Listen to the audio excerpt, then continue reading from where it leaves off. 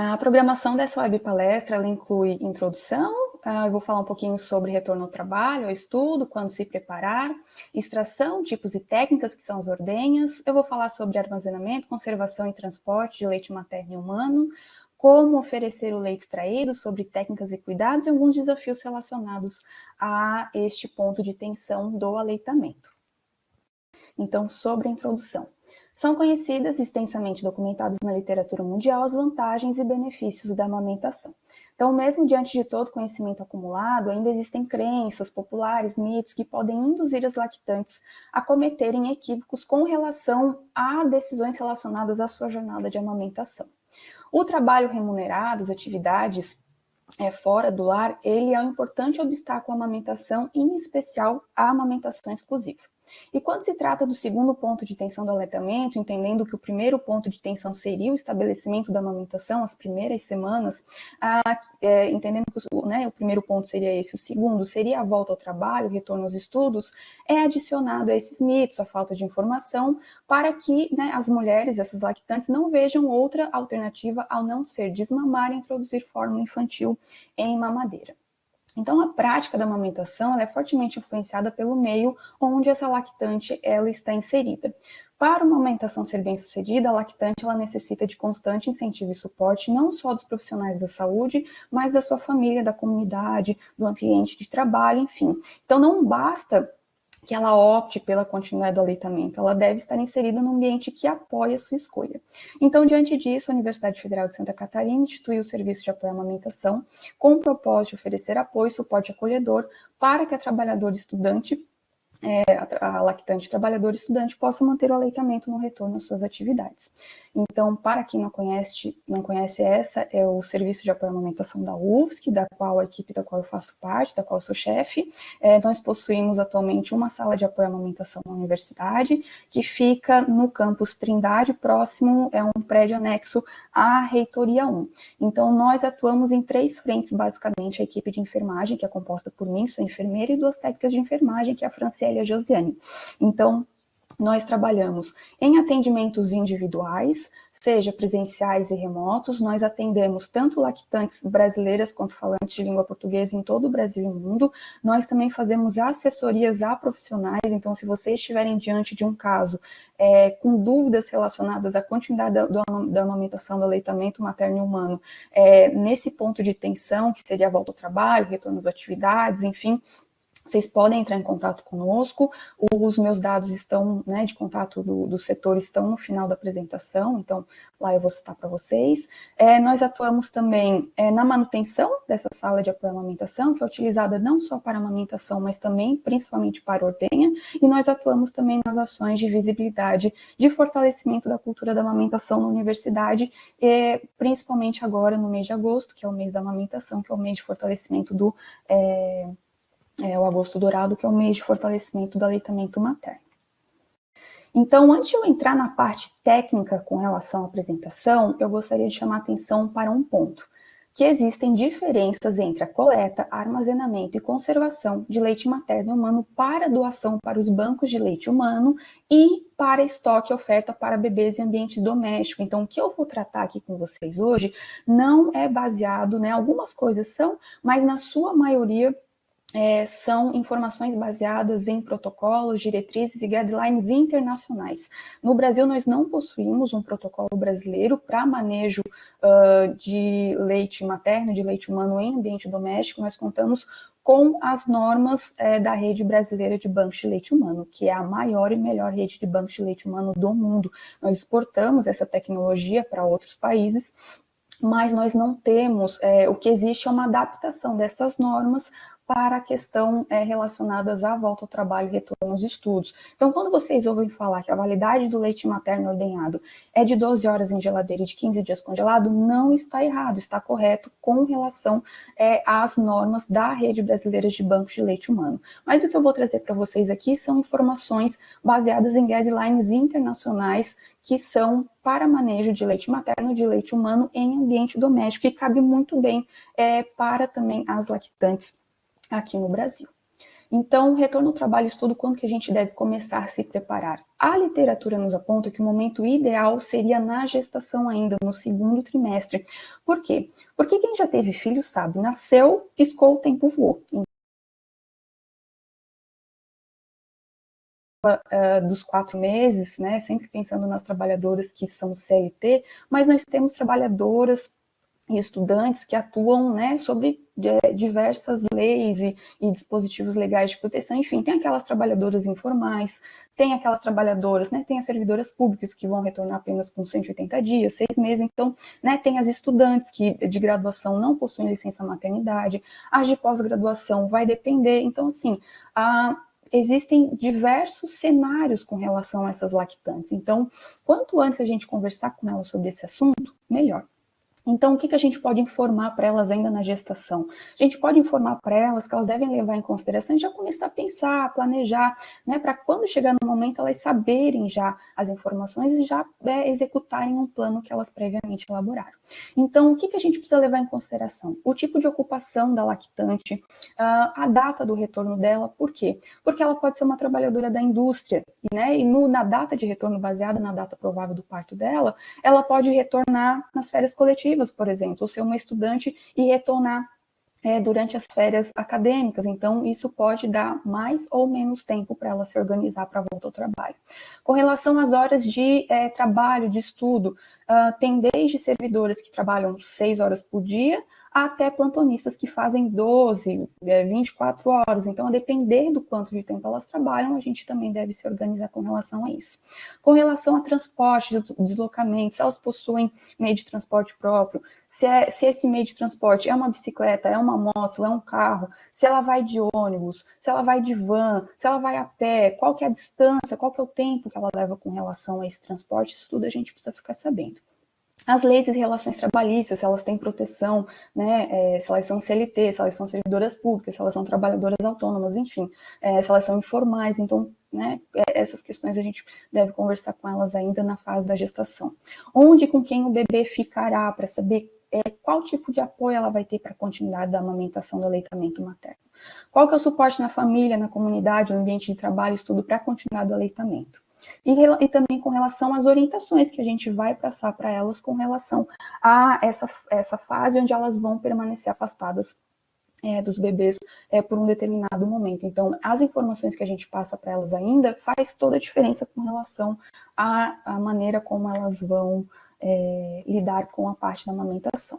Então, eu preciso lembrar, né, que os maiores órgãos de saúde em todo o mundo, né, e aqui no Brasil, afirmam que recomendam que o aleitamento materno é preconizado até os 2 anos de idade ou mais, sendo de forma exclusiva até os 6 primeiros meses de vida do bebê, é considerado um alimento essencial para garantir o crescimento e desenvolvimento saudável da criança. Então, antes do retorno ao trabalho, né, o que a gente deve orientar para elas, né, de maneira generalista? Manter o aleitamento exclusivo ou do modo como essa amamentação né, havia sido feita, conhecer as condições de retirada e armazenamento de leite no local de trabalho, sobre privacidade, freezer, horários, enfim, praticar a ordenha do leite, congelar o leite para usar no futuro. Sobre isso eu vou falar de maneira mais minuciosa nos próximos slides. E após o retorno ao trabalho, orientar elas a amamentar com frequência quando estiver em casa, inclusive à noite, evitar o uso de bicos artificiais, oferecer alimentação por um meio compatível, se esses bicos já não são utilizados, né, evitar de se introduzir bicos artificiais nesse retorno, durante as horas de trabalho esvaziar as mamas por meio de ordenha e refrigerar esse leite, né, levar para casa e oferecer ao bebê no mesmo dia ou no dia seguinte, ou congelar este leite. Só que essa questão que eu trouxe para vocês é apenas o que a gente pode falar para elas durante a gestação e tudo mais. Agora, a parte de aconselhamento e amamentação na volta ao trabalho, ela inclui questões um pouco mais técnicas relacionadas à extração, né, que é a ordenha, sobre os tipos e técnicas, sobre armazenamento, conservação, transporte do leite materno e humano e sobre como que elas fazem para oferecer esse leite materno, esse leite humano, quais são as técnicas e os possíveis cuidados. Então, o aconselhamento e a amamentação não é só apenas a gente transmitir dados técnicos para elas, mas a gente também ter a sensibilidade de entender, né, as angústias e as preocupações relacionadas à volta ao trabalho. Então, existe um artigo chamado Aconselhamento em Amamentação em Sua Prática, que traz ali várias habilidades relacionadas a ouvir e aprender, né, com relação à jornada de amamentação dessa lactante, né, sobre as habilidades para aumentar a confiança e dar apoio, enfim. Então, eu sugiro fortemente que vocês leiam esse artigo, porque as questões técnicas, elas, vamos dizer assim, elas são mais fáceis à medida que a gente vai atendendo, a gente vai sabendo lidar com isso, mas a preocupação e a angústia a gente tem com o tempo, né? Então, esse artigo, ele pode trazer, ele pode fomentar para vocês como é que faz essa questão de desenvolver essas habilidades para atender lactantes neste ponto de tensão do aleitamento. Então, com relação à extração, os tipos e técnicas, a extração, né, nada mais é do que mais conhecido como a técnica da ordenha. Então, a ordenha ela é retirada de leite das mamas e ela é útil para várias coisas durante a jornada de amamentação.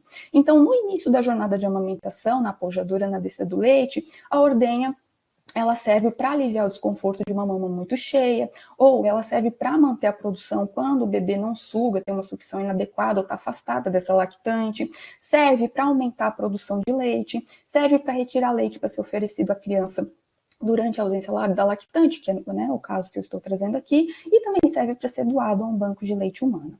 Então, a ordenha de leite ela pode ser feita de maneira manual ou com auxílio de bombas de extração de leite. E nós temos bombas tanto manuais quanto elétricas. Então, a ordenha manual, além de ela ser eficiente, ela é mais econômica, porque não envolve custos, é prática, não envolve equipamentos, não envolve, né, necessidade de tomada, nada disso. E ela possibilita com que a lactante retire seu leite mais facilmente em locais e situações diversas. Então, só para relembrar como é que funciona a questão da ordenha manual, nessa imagem, coloca ali a questão de desprezar os primeiros jatos, na questão da volta ao trabalho não tem necessidade, esses jatos já podem ser coletados, né, é um pouquinho diferente da questão de doação de leite. Então, para a doação de leite, eles pedem para higienizar as mãos, os antebraços, as mamas, usar toucas, né, usar máscara, desprezar os primeiros jatos para daí coletar. Já na volta ao trabalho, não tem necessidade de todo esse critério e rigor.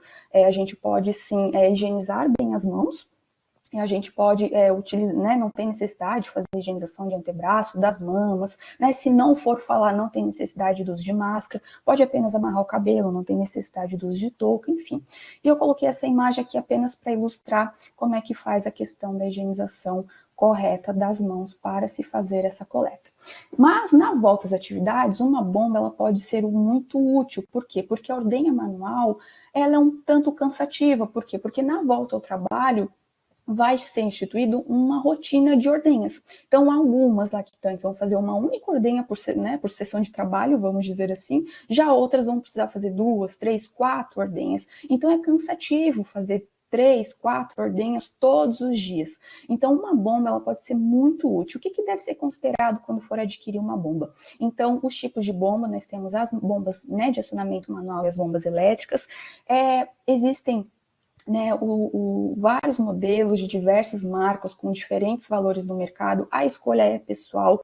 Eu, particularmente, não indico marcas nem modelos de bomba. De modo geral, as bombas elas funcionam todas de modo muito parecido. Pode mudar uma ou outra peça, mas que faz a mesma função. Então, bomba é algo muito pessoal. Eu costumo falar que a melhor bomba é aquela que vai se adaptar bem ao corpo dessa lactante, que não vai machucar, que vai fazer uma boa extração. É uma bomba que vai atender a necessidade dela que ela tem com relação a essas extrações, com relação ao trabalho, e é uma bomba que cabe no bolso dela. Então, não vai ser uma bomba que ela vai, né, investir um valor muito alto e vai deixar a bomba abandonada no fundo do armário, né? Então, antes, né, se elas estão pensando em adquirir alguma bomba e tudo mais, como é algo muito pessoal, eu costumo sugerir para elas a possibilidade de pegar emprestado, alugar, testar alguma bomba antes para saber, principalmente as bombas que têm um custo maior, para saber se elas de fato vão utilizar para que esse investimento não seja um investimento que elas vão perder. Então, com relação aos cuidados, antes do primeiro uso, a questão de fazer a higienização e esterilização criteriosa de todos os itens que elas vão utilizar para a coleta de leite. Com relação às limpezas entre as seções do kit de extração, a limpeza e higienização com água e detergente neutro, apenas o kit de extração. Então, elas podem, entre as sessões, não tem a necessidade de esterilizar, apenas de fazer essa higienização criteriosa. Elas podem deixar secando num escorredor próprio para isso, dificilmente elas têm essa possibilidade, a maioria vai secar com papel toalha. É indicado fazer a esterilização desses itens apenas uma vez ao dia, não tem necessidade de esterilizar a cada sessão, né? E tem alguns cuidados que eu sempre falo para elas tomarem com relação às extensões, os equipos, com relação ao tamanho do bocal e do funil, com relação à potência dessa bomba e tudo mais. Então, existem diversos tipos de bomba. Os dois primeiros modelos que vocês podem ver, que é aquele modelo tipo buzina de palhaço e esse modelo que é como se fosse um êmbolo, eu contraindico para volta ao trabalho. Por quê? Porque o leite coletado nessas bombas, a gente precisa desprezar, não tem como a gente coletar esse leite, assim como os leites coletados naquelas conchas de amamentação. Então, como a gente não garante a higienização correta de todas as peças dessas bombas, né, eu nem considero isso bomba, mas esses apetrechos são vendidos como bomba. Então, eu costumo orientar elas a adquirirem os outros dois modelos, que é a bomba de acionamento manual e as bombas elétricas que a gente pode ter. As bombas com um único bocal e funil ou com dois bocais e funis, bombas duplas, como está na imagem. Com relação aos modelos, nós temos vários modelos de bombas elétricas, né? Com apenas um bocal, com dois bocais, com o motor acoplado logo em cima do kit de extração, ou tem aquele equipo, né? Aquela mangueira, aquela extensão que é ligada à bomba, né? Nós temos vários valores, modelos, marcas, enfim. Então, quando elas forem adquirir, eu sempre sugiro que elas possam testar antes, pegar pelo menos nesse modelo, para que elas entendam que elas vão montar e desmontar este modelo várias vezes. Tem modelos que tem, né, no kit de extração tem peças a mais, tem peças a menos, enfim. Então, vai depender muito de cada uma delas. Mas, de modo geral, as bombas funcionam todas mais ou menos da mesma forma. Então, quando eu falo do kit de extração, eu estou falando do funil, do conector, né, que é uma peça que às vezes é conectado o funil e esse conector é uma peça só, em outros modelos separa. Estou falando das válvulas, membranas, né, e o frasco coletor. Então, este kit que ele é higienizado, esterilizado, então ele é higienizado, né, entre as sessões e ele deve ser todo desmontado e esterilizado uma vez ao dia. Esta mangueira, que alguns modelos, né, tem essa mangueira, esse extensor, ele não faz parte do kit de extração, então ele não é para ser higienizado, não é para a gente lavar este kit de extração. Se acontecer de ter alguma sujidade, aí sim a gente deve lavar, mas tem que ter um rigor com relação, né, a gente higienizar isso aqui de maneira correta, adequada, secar bem, e se tiver algum mofo, alguma coisa assim nessa mangueira, nesse extensor, eu sugiro que elas comprem então uma mangueira nova, tá? Porque essa mangueira, ela não faz parte do kit de extração, ela faz parte do motor, vamos dizer assim. Então, os modelos que tem isso, eu sempre oriento elas que o kit de extração são essas peças aqui, que é a mangueira, o motor, e a fonte, a gente pode apenas higienizar com um papel toalha úmido, com álcool ou com água e detergente, enfim, fazer a higienização, né, dessas peças, mas que o kit de extração é que a gente realmente faz a higienização criteriosa, a gente precisa desmontar todo esse kit e limpar com uma esponja específica para isso, detergente neutro e até mesmo aqueles kits de escova que a gente utiliza para higienizar a mamadeira também ajudam bastante. Então, a higienização, né, seria isso. Eu sempre oriento elas a terem uma tigela para colocar os itens e não colocar os itens direto na pia, porque o ralo ele pode ter ali alguma contaminação e contaminar essas peças. Então, para que elas coloquem, né, entre essas peças e a pia, que elas tenham uma tigela qualquer sem tampa, né, que elas fazem essa higienização, deixem secando, sequem com papel toalha, montem e deixem o kit pronto para a próxima, né? E daí no final do dia ou no início da manhã, dependendo da organização delas, que elas façam esterilização. Elas podem fazer a esterilização desses itens de maneira tradicional, panela com água, colocar os itens, quando passar a ferver, contar 15 minutos, desligar, escorrer e montar o kit e utilizar. Ou pode fazer a esterilização através de micro-ondas, né? Comprar essas peças ou os sacos de esterilização de micro-ondas, colocar a quantidade de água recomendada, colocar as peças ali dentro, fechar, colocar no micro-ondas, colocar o tempo indicado pelo fabricante e daí as peças no final estão esterilizadas. Se elas têm micro-ondas, eu sugiro o uso do micro-ondas. Por quê? Porque a gente tem alguns acidentes relacionados à esterilização desse modo tradicional com panela, água fervente e tudo mais. Então, se tiver micro-ondas, eu sugiro que elas, por uma questão de segurança, que elas façam uso do micro-ondas. Com relação a válvulas e membranas, se elas chegam para mim e falam assim, como a gente precisa condicionar o nosso corpo a produzir leite conforme o estímulo da bomba, se passou de 2 a 3 semanas, elas estão fazendo, né, uma rotina de ordenhas adequada, com a sessão de ordenhas, como eu vou ensinar para vocês, né, como elas devem fazer e tudo mais, e elas falam para mim, Bianca, não senti um acréscimo da minha produção de leite. Por quê? Porque é muito normal elas começarem a coletar leites em quantidades que elas consideram pequenas. Então, 10, 20, 30 ml.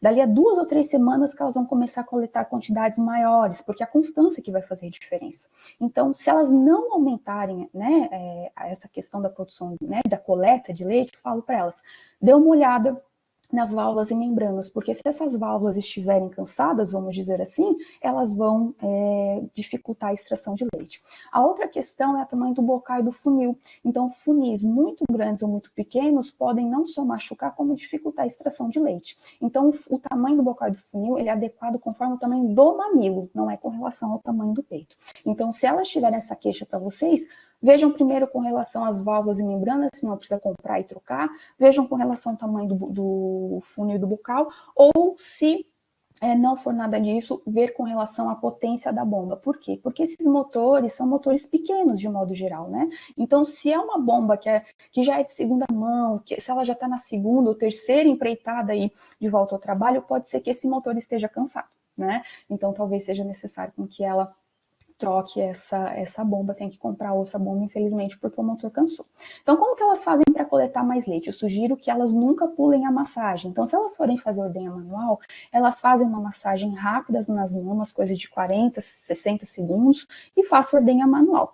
Se fazer uso de bomba, né, faça a massagem, faça o uso da ordenha com bomba e finalize com ordenha manual. Por quê? Porque a ordenha com bomba, o bebê ele extrai leite de 2 formas do nosso peito. Por pressão negativa, através da sucção, e por pressão positiva, quando o bebê enterra bem o queixo na mama e massageia. Então, a bomba, ela faz apenas a pressão negativa. Então, quando a gente faz a ordenha, finaliza com ordenha manual, a gente faz essa combinação, como se fosse a extração feita pela boca do bebê. Se ela tiver com o peito muito cheio, muito duro, muito pesado, se ela massagear e colocar a bomba, pode ser que machuque ela. Então, eu sugiro que daí ela faça massagem, um pouquinho de ordenha manual, né, para extrair um pouquinho de leite, ordenha com bomba e finalizar com ordenha manual. Então, toda essa massagem, essa sessão inteira, ela vai durar de 15 a 20 minutos. 15 minutos se for com uma bomba dupla e 20 minutos se for com uma bomba de apenas um bocal único, né? Então, a rotina, o número de sessões que elas precisam fazer vai depender do tipo de ocupação, o número de horas que elas passam no trabalho, o número de horas que elas ficam no transporte, deslocamento, né? E elas precisam entender que a constância vai fazer diferença nisso aí. Então, elas precisam ordenhar todos os dias, inclusive nos finais de semana, sendo que a prioridade é do bebê. Eu falo isso por quê? Porque tem muitas que trabalham no final de semana e acabam assim, né, com uma distração, achar que a rotina seria apenas de segunda a sexta, né? Então, geralmente, horários fixos, de 1 a 4 sessões, aí pode fazer a diferença com relação a isso. Então, para potencializar a ordenha, o que eu costumo falar para elas? Ordenhar de preferência um local privativo, tranquilo, coletar durante as mamadas, quando elas começarem, né? Anteriormente, então vai depender, o tempo que elas precisam começar antes, vai depender muito do equipamento de freezer que elas tenham com relação à validade do leite, que eu vou falar daqui a pouco, né? Então, algumas vão começar 15 dias antes, outras vão começar um mês, outras vão começar 45 dias, outras vão começar até 60 dias antes, a coletar leite, a condicionar o corpo a funcionar conforme o estímulo da bomba. Então, para potencializar a ordenha, né, ver fotos e vídeos do bebê, ter uma roupinha com cheirinho, aquecer o bocal funil antes da ordenha, esconder o frasco durante a coleta, comer algo que gosta antes ou durante a ordenha e manter a constância, ordenhar mesmo com o peito murcho. Por quê? porque é isso que faz a diferença com relação a gente manter a nossa produção de leite. Então, tudo que eu falei anteriormente, a gente condiciona o hormônio ocitocina, que é o hormônio responsável por injetar leite no nosso peito. Né? E a prolactina, que é o hormônio responsável por produzir leite, ela depende da frequência de amamentação e esvaziamento frequente, eficaz e oportuno das mamas. Então, elas precisam ordenhar mesmo com o peito murcho. Com relação ao armazenamento, conservação e transporte de leite materno. Então, atualmente, a gente tem 3 alternativas para a gente armazenar leite materno. Todas contêm vantagens e desvantagens. Então, os frascos de vidro, eles são reutilizáveis, mas eles devem ser esterilizados antes de cada uso. Eles são mais pesados, corre o risco de quebrar no transporte, além de ocuparem mais espaço no freezer. Já os sacos plásticos, os saquinhos plásticos específicos para armazenar leite materno, eles já vêm prontos para o uso, eles já vêm esterilizados, mas eles são de uso único, gerando lixo. Eles são mais leves para transportar, compactos para guardar, e tudo mais. E os potes plásticos, eles são reutilizáveis, mas devem ser esterilizados antes de cada uso. Eles ocupam mais espaço no freezer, são mais leves para transportar e não tem um menor risco de quebrar. Então, a depender de como é o transporte delas, deslocamentos e tudo mais, elas podem optar, né, por essas 3 opções. E tem muitas que utilizam mais de uma dessas opções para armazenar leite. Quando a gente fala do estoque ideal, né, de maneira ideal, seria aquele onde a lactante ordenha num dia e o leite seria ofertado no outro. Mas a gente sabe que isso nem sempre é possível, não é sempre que a nossa gestão de leite ela está ótima. Quando eu comecei a trabalhar com isso em 2018, a base de cálculo para a oferta de leite por mamada, vamos dizer assim, por oferta do bebê, era de 30 ml por quilo de peso por mamada. Hoje já se fala em 20 ml por quilo de peso por mamada, né? Na prática, o que eu costumo ver é que dificilmente os bebês aceitam muito mais do que 100 ml se ofertado em um objeto mais compatível com a amamentação, como copo, colher dosadora, copo de transição, enfim. Então, o que muda é o volume a quantidade de mamadas, vamos dizer assim. Né? Então, quanto menor o bebê, eles vão fazer mamadas a cada 2 horas, 2 horas e meia, vamos dizer assim, bebês até 3 meses. Bebês acima de 4 meses vão fazer, né, uma refeição, uma mamada a cada 3 horas, 3 horas e meia. Né? E eles vão fazer o uso entre 100, no máximo que eu vejo são 150 ml de leite materno por mamada, dificilmente passa disso. Então, com relação à validade de leite materno.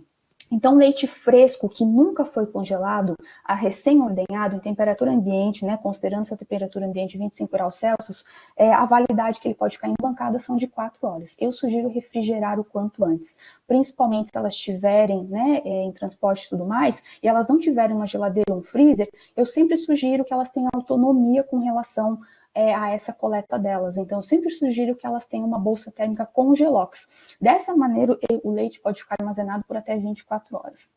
Então, ao sair do trabalho e ir para casa, ou sair da escola e ir para casa, elas podem deixar esse leite fresco, que nunca foi congelado em geladeira, ideal até 4 dias, mas pode ser mantido seguro em geladeira por até 8 dias. No refrigerador, que é aquela geladeira com porta única que tem aquele refrigerador, aquele congelador dentro, ali pode ser mantido congelado por até 15 dias. Se colocar num freezer duplex, de geladeira duplex, pode ser mantido até 6 meses, mas o ideal é 3 meses. Por quê? Com leite fresco. Então, eu falo ideal até os 3 meses, mas pode ser mantido até os 6 meses. E se for um freezer único, daqueles fundos verticais ou horizontais, ele pode ser mantido ideal até 3, 6 meses, mas ele pode ser mantido congelado leite materno humano por até 1 ano.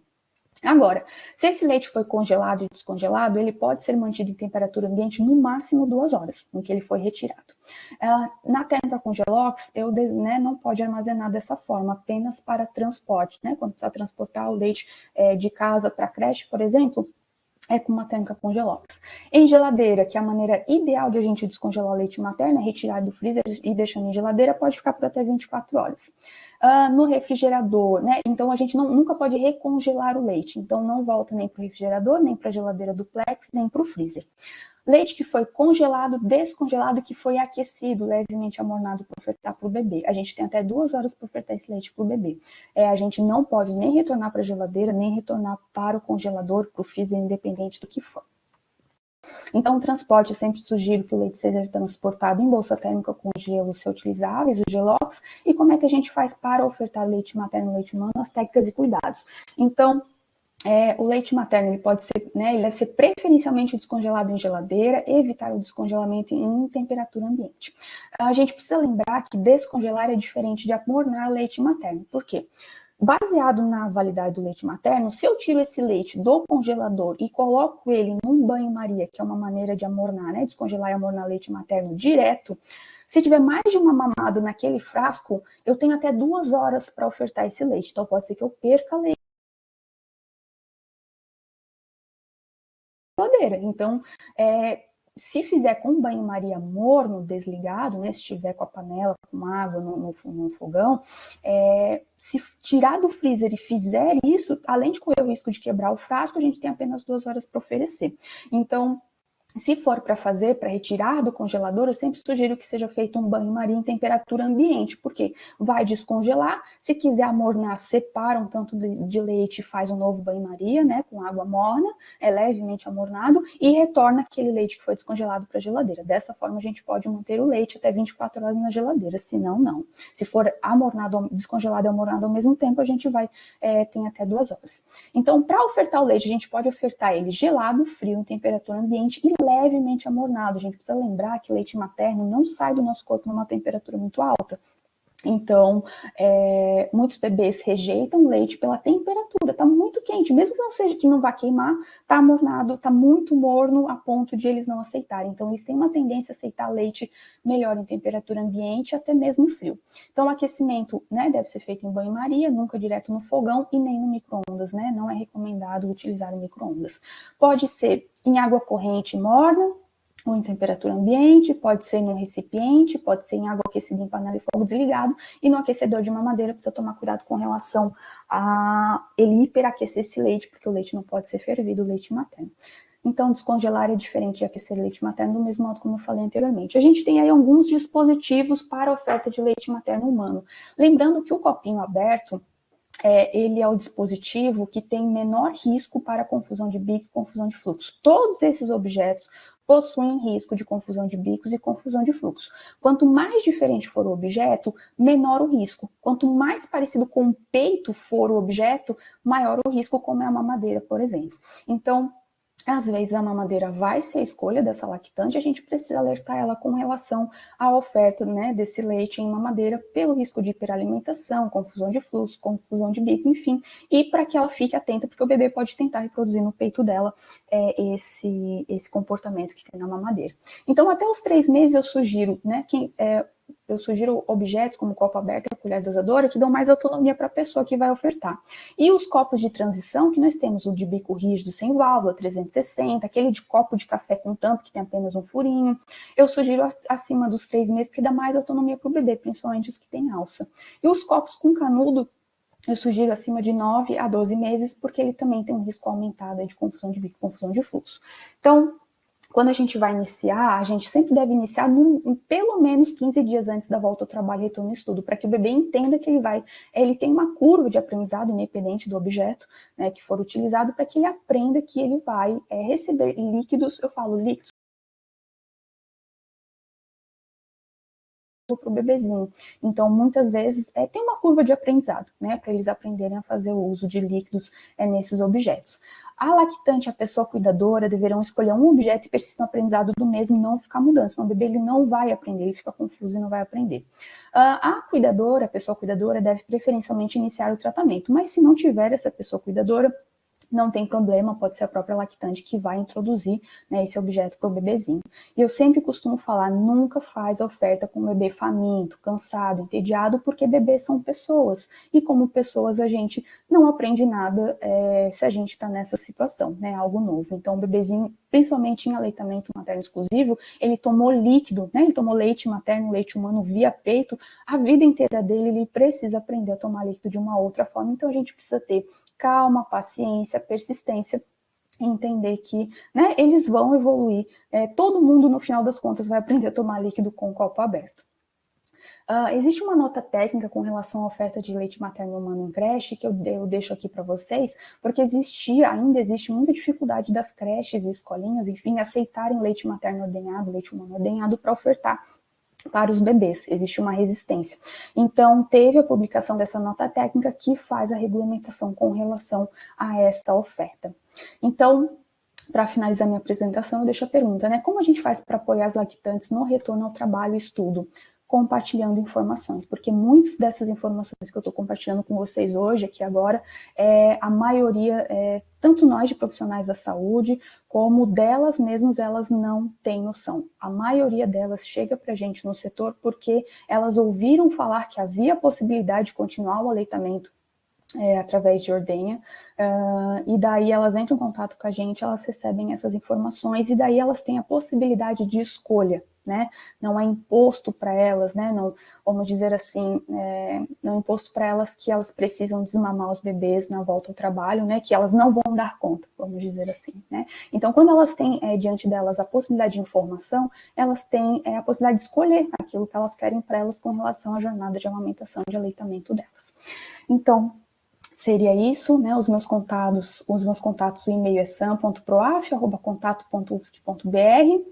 O meu telefone e o WhatsApp é o 4837215945 e o site da SAM também tem muitas informações lá.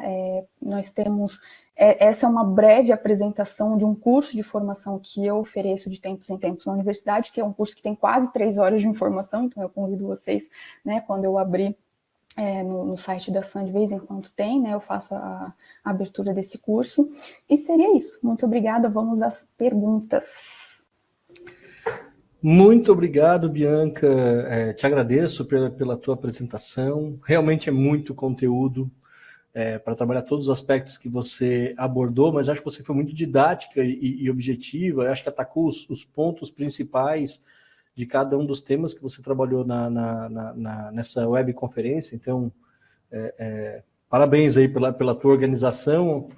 Acho que tem uma vivência, tem uma experiência tua de lidar com um tema que também te facilita poder abordar esse tema nesse tempo curto que a gente tem aqui de webconferência. Mas aí, Bianca, diante desse tempo curto da web, eu quero que vou abrir um espaço para você falar um pouquinho desse curso que você falou ao final.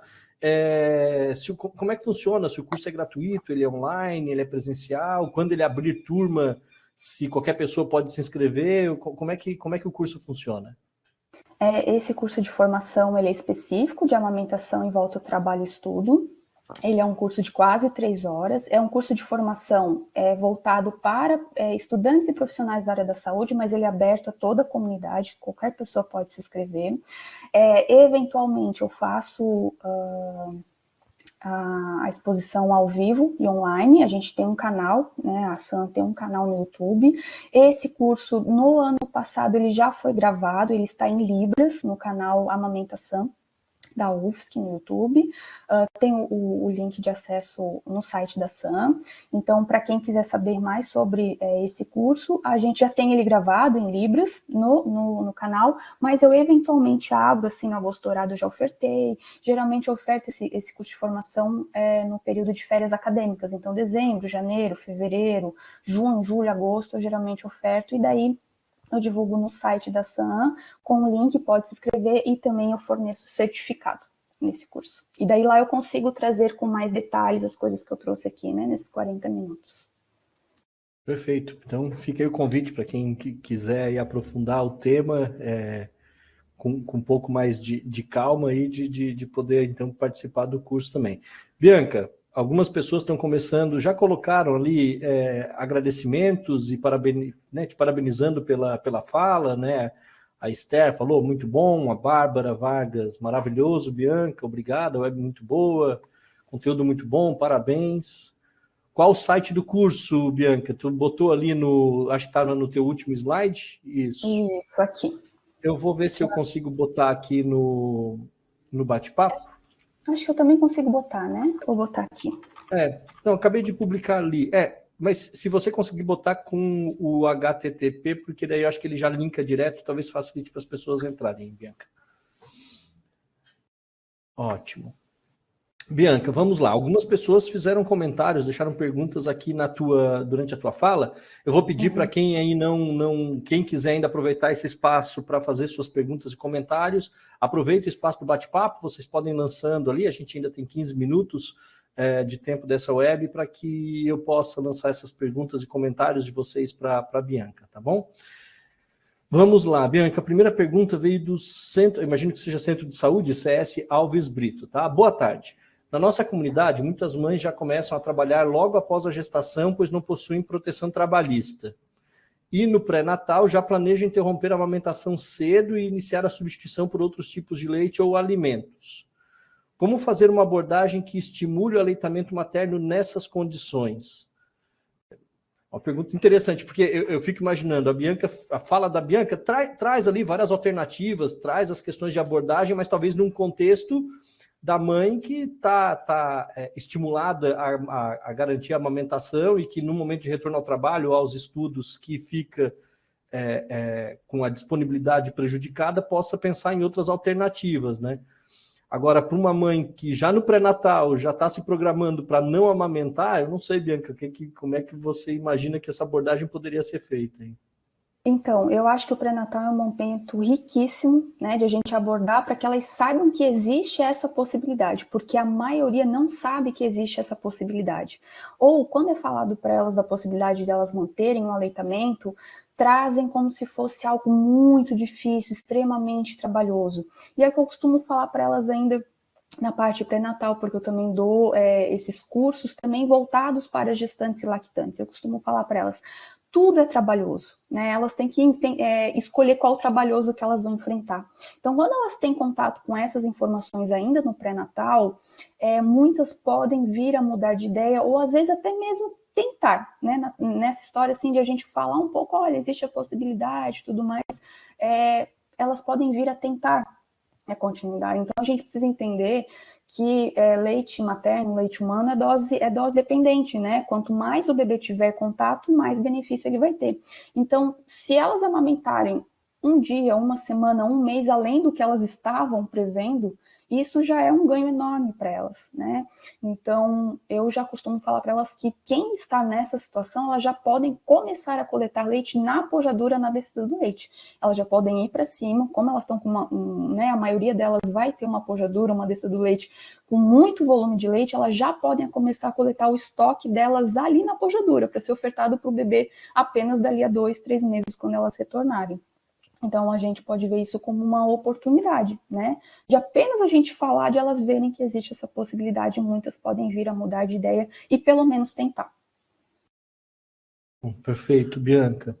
Uma outra pergunta que chegou foi da Joana Gesser. Existe alguma legislação que prevê a necessidade de que escolas e universidades tenham espaços e garantam tempo para amamentação? Eu vou pegar essa pergunta da Joana até para e aí perguntar, eu não sei o quanto tu vai conseguir também explicar para a gente, Bianca, da história desse espaço, desse serviço que existe dentro da universidade, o que motivou a criação desse serviço, se é uma obrigação legal, se foi um interesse mesmo de garantir esse espaço dentro da universidade. Até onde eu sei, a legislação trabalhista, né, a consolidação das leis do trabalho, ele garante que mulheres em período de amamentação, mesmo né, depois dos 4 dias da licença de 120 dias, elas têm espaços, acho que são 30 minutos para amamentar. Eu não sei o quanto que isso é garantido, a questão de espaços nos locais de trabalho, né? A gente aqui, o Telesaúde funciona dentro da universidade, da UFSC, uma percepção que eu tenho e que difere muito da época que eu era aluno aqui na UFSC e que eu vejo hoje com muito mais frequência são mães com seus bebês dentro da universidade, levando para espaços de sala de aula, e aí eu acho que o próprio serviço que vocês disponibilizam na UFSC acaba facilitando um pouco desse processo. Mas bem, vou te deixar responder a pergunta que veio, Bianca, mas aproveitando e contar um pouco da história, das motivações que levaram à criação desse serviço dentro da UFSC também. No site da SAM tem, no menu da aba lateral esquerda, tem um tópico chamado Dispositivos Legais de Proteção à Pessoa que Amamenta. Lá no site, nessa página, tem todas as leis e dispositivos, portarias e tudo relacionado à proteção de quem amamenta. Então, vai depender de quem que essa lactante é, né? Se ela é estudante da onde, qual nível de estudo ela está, se ela é da graduação, se ela é da pós-graduação, se ela é trabalhadora, se ela é informal, se ela é formal, se ela é autônoma, se ela é CLT, se ela é servidora, enfim, né? Então, dependendo disso, a gente consegue saber qual que é o período, se ela tem ou não direito à licença maternidade, né? Com relação à implantação de salas de apoio à amamentação, não é uma lei obrigatória ter, né? A sala de apoio à amamentação, ela faz parte de uma estratégia do Ministério da Saúde que chama-se Mulher Trabalhadora que Amamenta, que junto disso, além da implantação das salas de apoio à amamentação, que não é obrigatório, mas é estimulado, né? A empresa que implanta isso, ela recebe uma certificação, uma visita do Ministério, recebe uma placa, né, certificando essa sala. Também essa ação Mulher Trabalhadora que Amamenta também tem a questão das empresas cidadãs, que são empresas privadas, né, CLT, mas que elas oferecem, aí, por uma questão de benefícios e tudo mais, oferecem uma extensão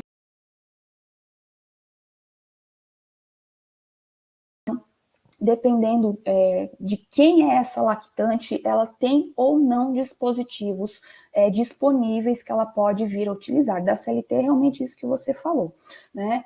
Mas, assim, se a gente for parar realmente para analisar, existe uma escassez, sim, de dispositivos, nós temos, sim, alguns, mas não é ainda o suficiente para a gente garantir que essa lactante, ela vá ter, vamos dizer assim, a possibilidade, facilidade, vamos dizer assim, né? Eu costumo muito orientar elas com relação a esses dispositivos e é sempre conversar com as suas chefias imediatas, com a empresa e tudo mais, porque muitas acham que não vão ter apoio e suporte, quando né, eu sugiro, olha, conversa, vê, muitas vezes não tem uma sala específica, mas tem um local privativo que podem utilizar para fazer ordenha e tudo mais, e daí elas até voltam surpresas, falando, nossa, eu não esperava que eu teria esse apoio, né, não tem a sala lá, mas disponibilizaram um espacinho para mim ordenhar, enfim, então, eu sempre oriento elas nesse sentido, né, para ir além não só dos utilizar os dispositivos, os poucos que a gente tem, não apenas de utilizar esses dispositivos legais, essas leis, portarias, decretos e tudo mais,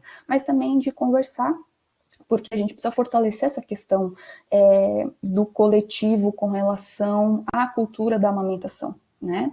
E em relação à implantação da sala de apoio à amamentação da universidade, é uma ideia que já tinha há muitos anos. Essa ação de implantação de salas de apoio à amamentação nas empresas é uma estratégia que começou, uma iniciativa do Ministério da Saúde, que começou em 2010, e na UFSC ela começou a tomar corpo a partir de 2016. Em 2018 foram colocadas as servidoras para trabalhar especificamente, porque a sala é o espaço físico, né? Mas a equipe de enfermagem que atua nessa sala, que é o serviço, né, que é a equipe, nós somos pioneiras, nós somos o primeiro serviço de apoio à amamentação do país, das universidades públicas federais, e nós trabalhamos exclusivamente neste ponto de tensão, nós trabalhamos exclusivamente com amamentação e volta ao trabalho e estudo. Outras questões de amamentação, né, início de amamentação, intercorrências e tudo mais, a gente acaba encaminhando para o banco de leite mais próximo. Então, como nós somos pioneiros e tudo mais, a gente faz a assessoria, tanto para a implantação desses espaços, salas de apoio à amamentação, como para toda e qualquer trabalhadora, lactante, empresas entram em contato com a gente para saber como é que eles fazem para apoiar, né, as servidoras, as trabalhadoras, enfim, que amamentam, né, coisas que eles pedem para... Como que eles podem fazer para apoiar dessa forma, né? Então, a SAM, ela começou em 2018, né, com as servidoras, e daí a gente inaugurou a primeira sala da UFSC, que é a sala que a gente tem, né, hoje, em agosto de 2019, então a gente mantém essa sala funcionando ali com né, a gente já está trabalhando expansão, né, a ideia é ter espaços em todos os centros, né, em todos os prédios, em todos os campos fora sede, né, que a UFSC não é só aqui em Florianópolis, né, a gente é multicampo, então a gente tem Araranguá, Blumenau, Joinville e Curitibanos, né? Já temos iniciativa nos campos fora sede de espaços família, vamos dizer assim, que podem ser utilizados também para amamentação e para ordenha. Ótimo. Jennifer colocou também que você comentou que as orientações para a esterilização em micro-ondas devem ser vistas com os fabricantes. Todas as bombas vêm com essas orientações? Não é a bomba. As bombas, elas têm no manual delas, né, que todas as peças podem ser higienizadas e esterilizadas, todas as bombas, as peças de bomba, né, que fazem parte do kit de extração, todas elas podem ser higienizadas e esterilizadas. O que eu falei foi com relação àquela peça que é o conhecido como esterilizador de micro-ondas de mamadeira, né? Aquela peça ali, ela tem tamanhos diferentes, né, porque elas são 3 peças, né, a parte de baixo, aí tem a parte onde tem, né, os espetos para a gente colocar ali as peças da bomba e a gente tem uma tampa. Então, como ela tem tamanhos diferentes, o fabricante pede para colocar uma quantidade de água específica embaixo, né, tampar e colocar um tempo específico que é recomendado pelo fabricante para ter garantia de esterilização das peças que estão ali dentro, né? Então depende, tem os sacos de micro-ondas também para esterilização de mamadeira. Então tudo que for utilizado para mamadeira, kits de escova, sacos de esterilização, essas peças, né, de esterilização de mamadeira, enfim, tudo isso pode ser usado para os itens de amamentação. Então é com relação a isso e não com relação às peças de bomba. Não, perfeito. A Letícia Greco comentou que está usando bomba elétrica para ordenhar, mas tem receio de causar queimaduras ou assaduras. Isso é um receio comum, Bianca, com quem usa bomba elétrica? Sim, e tem a ver com o tamanho do bocal e do funil. Se o funil for muito pequeno para o tamanho do mamilo da lactante, vai esfregar, vai ter esse atrito e pode ter essa questão, sim, dessa lesão por abrasão, né? Então, a Letícia pode entrar em contato comigo, então, pode entrar em contato comigo através do WhatsApp, telefone, me mandar um e-mail que eu posso te fazer um aconselhamento, né, com relação a isso para adaptar a bomba para que você não se machuque. Muito bom, hein? A Esther botou, Bianca, vocês realizam laser terapia no SAAM?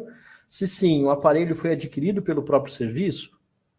Não, a gente não atua com laser terapia para amamentação no setor, porque como a gente atua exclusivamente em demanda de amamentação e volta ao trabalho, a gente não tem essa necessidade, essa demanda.